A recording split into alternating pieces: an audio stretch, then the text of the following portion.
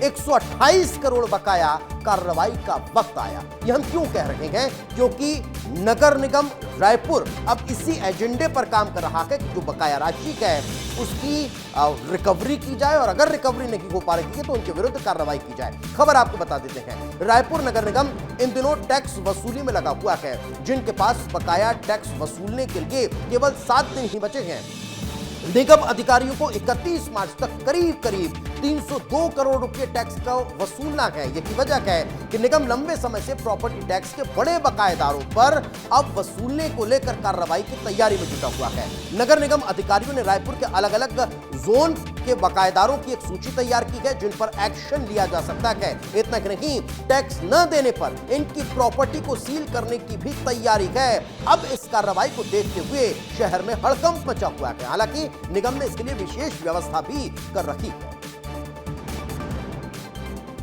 Tax collection, जैसा आपको पता है कि मतलब हर एक फाइनेंशियल ईयर में हम लोग एक डिमांड रेज करते हैं। उस डिमांड के अनुसार जो टैक्स कलेक्शन होता है विभिन्न करों का, जैसे प्रॉपर्टी टैक्स होता है, समेकित कर होता है, तो इस तरीके से निगम की आय होती है। अब इसमें पिछले वर्ष लगभग 285 करोड़ रुपए के रिकवरी हुई थी। अभी ये प्रक्रियारत है। अभी हम लोगों का पूरा फोकस ये है कि जितना भी हम लोगों ने जो भी डिमांड रेज की है वो सभी की वसूली हो जाए। तो निगम पूरी तरह से तैयार है, लेकिन निगम के सामने कई चुनौतियां हैं। वो चुनौतियां क्या है, जरा ग्राफिक्स के जरिए समझ लीजिए। बकायेदारों को डिमांड बिल दिया गया है कि इतने की डिमांड है, जो आपने टैक्स नहीं दिया है उसको भर दीजिए।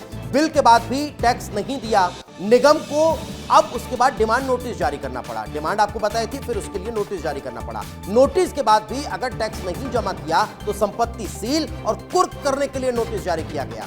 5 बकायेदारों की संपत्ति को सील कर दिया गया है, लेकिन बाकी कुछ और बकायेदार हैं जिनके विरुद्ध कड़ा और बड़ा एक्शन लिया जा सकता है। चलिए अब अगले ग्राफिक्स के जरिए आपको बताते हैं कि आखिर वो कौन कौन से बड़े बकायेदार हैं जिनके विरुद्ध कार्रवाई का इंतजार है। जरा समझ लीजिए बकायेदार कौन हैं। सीरत मैदान बैजनाथ पारा का है, जहां पर 66,39,336 का बिल बकाया है। यूनियन क्लब का है लगभग 47,31,000 रुपये का।